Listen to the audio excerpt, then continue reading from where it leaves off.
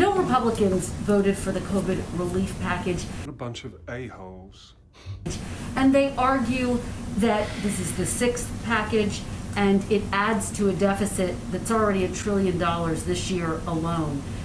What do you say to that criticism, that ultimately this type of a sweeping piece of legislation will be a drag on the economy down the line? This is going to be good, I can tell.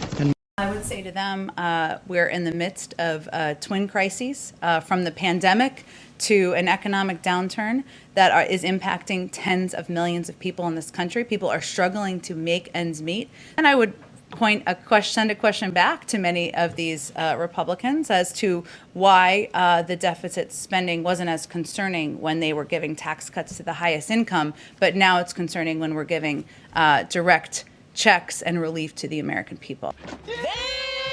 Ooh, are you talking to me? This is going to be fun. Let the lessons begin. Being anti-racist is not racist. That's just fact, but let me break it down for you.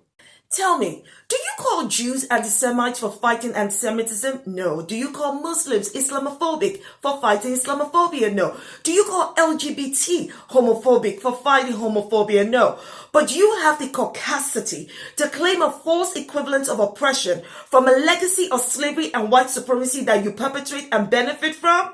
Sit your ass down and get an education. 1. Reverse racism does not exist. 2. Standing up to racism is not anti-white or racist. Remember, not all white people are racist. 3. Black people and ethnic minorities don't have a power construct to deny white people an equal value of life and liberty. 4. White people don't experience systemic racism. Period. You will never silence voices like mine. White folk mean to you? Don't mean on white folks. Bless your heart.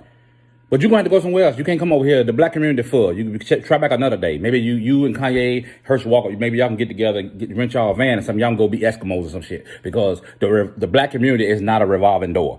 Now, you ran your bath water over there and you also made your bed over there. So I suggest you go wash your ass and lay down because you can't come back over here. There is absolutely nothing wrong with being a black conservative. But if you being a black conservative makes racism not a deal breaker, fuck you in every orifice of your body. On Fox and Friends in 2016, you set your ass up there and said nobody should ever watch black channels. Nobody should ever attend black award shows. That's what your ass said on a panel with all white folks. You were often the most venomous one on the show. And when you got too radical for even them, they kick your ass to the curb. Now you're out here in the street like Oliver begging for some porridge. Hell no, you better swallow your tongue. You ain't get shit here. You're starving there fucking with me.